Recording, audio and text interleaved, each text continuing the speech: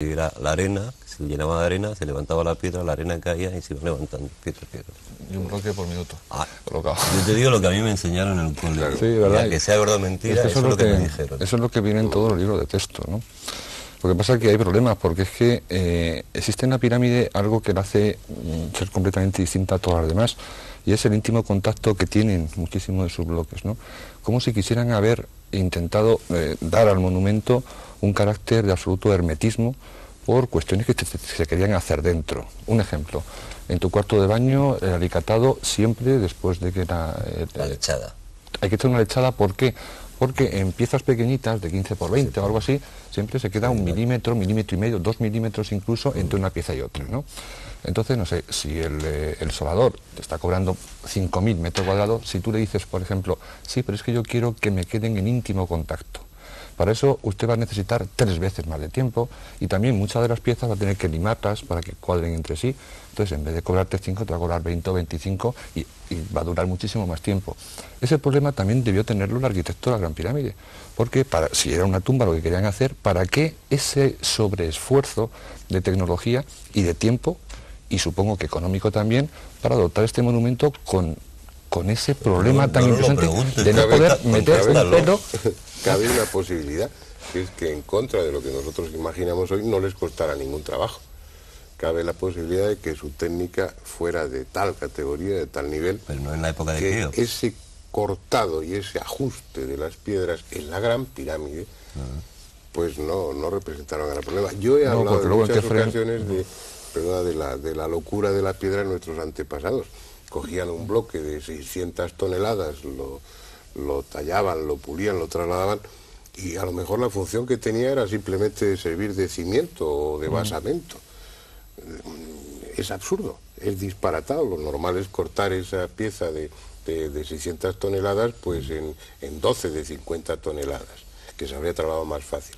Da la impresión de que no les costaba esfuerzo. Sí, las teorías que son igual de absurdas que plantean los egiptólogos modernos es que las pirámides, en especial la Gran Pirámide de la que estamos hablando, fue construida por medio de rampas. Se habla de una única rampa, se habla de una rampa que recorría en espiral las caras de la pirámide. Nacho, pero eso está ahí en los libros. Tú te vas a cualquier gran superficie o cualquier librería, y los libros que compran y que se enseñan a los chavales, y los que en la escuela y en la universidad. Es que el problema que plantea sobre todo la teoría de las rampas, se ha hablado también de máquinas, de palancas, etcétera. Pero las rampas, ¿eso es posible o es un disparate? No, la propia construcción de una rampa para construir una pirámide de 147 metros de altura, como tenía la de Keops, entre comillas, hubiera sido un problema arquitectónico muchísimo más difícil que la propia construcción de la pirámide. 4 veces de volumen más la rampa que la pirámide. Y ya se demostró a principios del siglo. Una de las 7 maravillas del mundo no sería la pirámide, sino que sería la rampa. Es decir, podemos afirmar que cuando leemos eso o vemos esos gráficos, esas ilustraciones a veces muy bonitas de las rampas rodeando la Gran Pirámide en una especie de espiral que va creciendo, todo eso es mentira. No, sí. ¿Es mentira no es o posible. no es mentira? Bueno, Pues mentira, si no es posible, es mentira. mentira, yo no sé, creo que la palabra mentira, yo creo que hay una connotación fraudulenta. Sino una yo creo dolosa, que el que ha escrito eso, el que dice eso, no sabe de arquitectura, ni sabe de ingeniería. No es verdad. Eso que es imposible hacerlo así. No es verdad. Bien. ¿Cómo se hizo entonces? ¿Qué se os ocurre? Yo no lo sé. ¿Qué teorías hay? ¿Cuál es lo más? Alberto, ¿tú qué piensas? Pues, una teoría sería la levitación de las piedras, aligerar estas piedras para que no pesaran. Alberto, si hablamos de levitación, pues la gente dice, estos están como cabras. ¿Eso es posible? Eso, bueno, es posible en cierto modo. Hay personas que han levitado, esto está perfectamente probado, ¿no? Si se pueden levitar personas, ¿por qué no se pueden levitar piedras?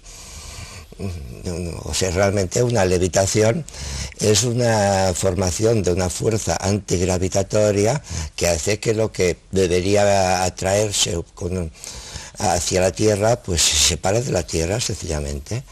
Entonces, una teoría bastante simple para explicar esto, como ejemplo, se piensa, por ejemplo, que la gravedad, siempre se ha estudiado que es la atracción entre dos cuerpos que se atraen entre sí. Con las teorías modernas realmente no es la atracción de dos cuerpos, sino hay una estructura de espacio-tiempo que rodea, que empuja los cuerpos uno contra otros y hace que se aprieten unos contra otros, y en el espacio entre medio, como uno se hace sombra a otro, pues no se aprietan. Esto se ve muy bien, por ejemplo, se entendería muy bien suponiendo que el espacio-tiempo fuera una tela muy tensa, y si en esta tela tensa ponemos en medio una esfera pesada, esta esfera se hunde ligeramente, se queda quieta y hundida. Si al otro lado ponemos otra esfera, se hundirá también ligeramente y se formará un pequeño surco entre las dos esferas. Tirando de la tela, las esferas irán corriendo por este surco, porque aquí tiene una parte más alta que las empuja hasta juntarse las dos, y en realidad es la tensión de la tela, que sería en un espacio cuatridimensional, sería la tensión del espacio del tiempo, lo que empuja unos cuerpos contra otros. Bueno, Sí, por ejemplo, si hacemos así, ¿no? Si el espacio se curva más, la fuerza con la cual se aprietan unas cosas es mucho más fuerte. Entonces es posible, por ejemplo, lo que habíamos dicho antes, que la Tierra o el sistema solar, al pasar por distintas regiones donde la tensión del espacio-tiempo sea distinto, la gravitación sea más fuerte o más floja. Baja el papel porque no te van a ver. Complica más todavía, Sí, porque sí, claro, sí, sí. si la solución es que las piedras levitan, Sí, entonces sí. ya sí que estamos perdidos. Entonces, si tenemos aquí dos esferas juntas, aquí, ¿no? Por la atracción, entonces, por abajo, empujamos por abajo, curvamos el espacio-tiempo de una manera negativa. Entonces las esferas se separan, se van. Tendríamos una fuerza antigravitatoria. ¿Quién hizo eso? Pero a mí eso no me soluciona el problema de la Gran Pirámide, porque es que no solamente colocarlas, es que date cuenta que al día aquella gente colocaba 1.300 bloques. O sea que a pesar de eso, a pesar de estar planteando algo que posiblemente para sí, es una técnica que descendientes dentro de los unos monolitos. cuantos siglos hayan descubierto una especie de interruptor que permite el acceder a esa cuarta dimensión, a esa dimensión espaciotemporal en la que poder solucionar el problema de la gravedad. Pero aún así, eso, que para nosotros es pura ciencia ficción en este momento, ni siquiera eso explicaría. No, porque solucionaría el último problema, pero no todos los anteriores. Es decir, aquella gente al día tenía que coger 1.300 bloques, cortarlos de la cantera, transportarlos. ¿Cuántos kilómetros hay de Mocatán o de Tura hasta Giza? 15, no lo sé, 20 sí, kilómetros. 20 kilómetros. Transportarlos.